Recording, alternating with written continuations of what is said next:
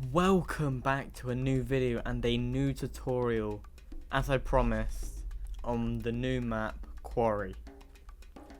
Now this is a Impoppable tutorial, no knowledge, no farming, using Quincy, and let's begin.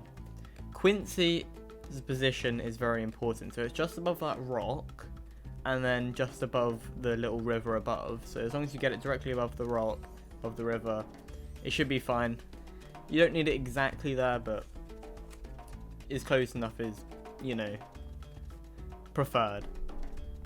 Then we get the tack shooter in the little gap between the water and the little path at the bottom, and that's going to work as our little bit for the tack shooter to do a lot of damage as it comes round, taking it all the way to a 203 by round 14, doing plenty of damage, ready to get our next tower. And our next tower is the boomerang, going to 502 in the end, but starting now to get our lead damage. Now it is only round 18, but you might as well get lead damage as soon as possible, taking it all the way to 202, doing the lead damage, and then 302 when you get enough money to make sure you get the glaive ricochet, and that's a whole lot more damage you can do. Camo's fine due to Quincy, but we will have to add a bit more camo damage later down the line. Now we're in the round just before round 28, and here we have leads. As you can see, they are melted pretty quickly and we can get our wizard. Now this has an important placement, 402, and this is going to be our extra camo damage. It's also going to do some Moab damage later down the line, but for now it's our camo damage, and it should be easily enough camo damage to get all the way to round 40. The placement on the wizard's actually quite important, so you want to get it just in the middle, a bit lower than Quincy, because it needs to be able to see the bottom path. Because it can see quite far, seeing the bottom path allows any leaks that may happen, and you might get leaks to be killed with both Quincy, the boomerang, and the wizard all doing enough damage for any leaks that get past. Now make sure you get the final two upgrades just before round 40. I was a bit lazy there. You need to get the more glaives on the boomerang and 302, I think it's called extra arcane, 302 on the wizard.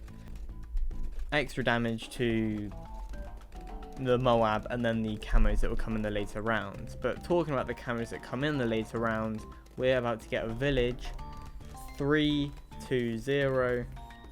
We get primary training, gives a bit extra pierce for the primary monkey, so the boomerang and the tack shooter, and this should be enough damage for many rounds now, especially building up until we get to round 60 and 63, which are the important ones. And we need to make some key upgrades ready for 63, make sure that we do not die. One of them key upgrades is going to be a dartling gunner. This is my first time using a dartling gunner, and we have a big straight line there. And which dartling gun is it going to be?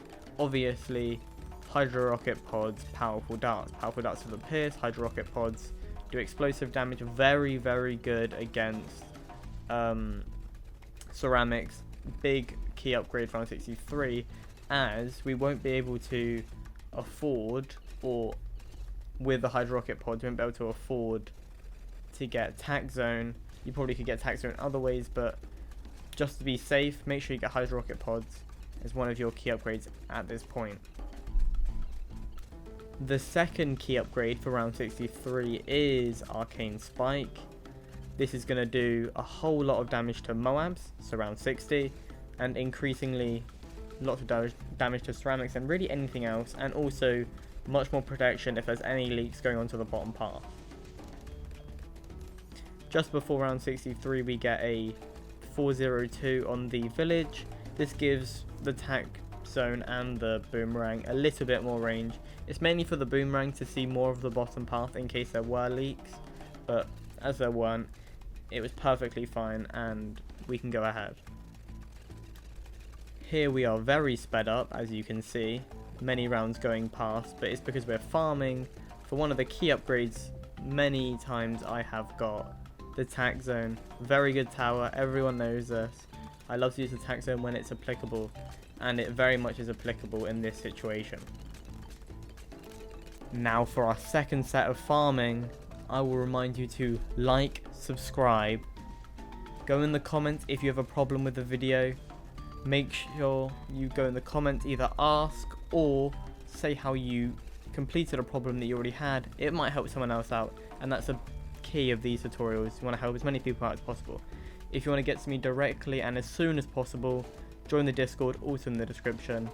I'm always sure to check any notifications I get on Discord, and it's a good community over there. I'm also streaming in the weeks, mainly Wednesday, Sunday, but join the Discord and there's notifications there always.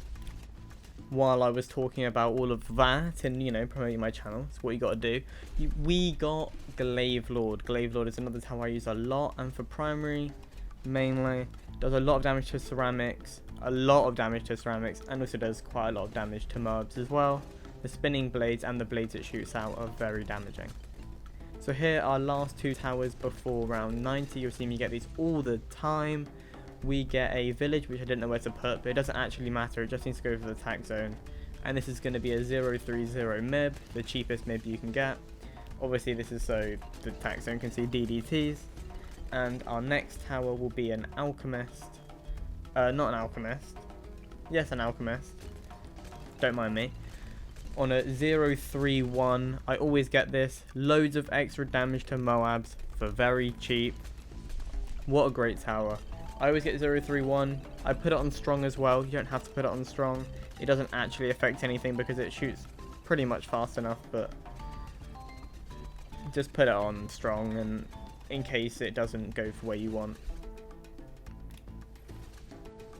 We go through these round 90s until we get our next tower, which will be something for the ceramics and the Moabs. We're getting a 203 Super Monkey. That is the Dark Knight with plasma glaives. I think they're called glaives. I think they're ninja shurikens, Batman shurikens. But a very good tower, does a lot of damage to Moabs, and also on top of that has pushback for ceramics that make it through. And this is going to be very important for the last round. Now, the final rounds are very, very sticky. So I actually did use a continue this game, but you don't have to, and I didn't want to redo it around 99 because everything here is so far perfect.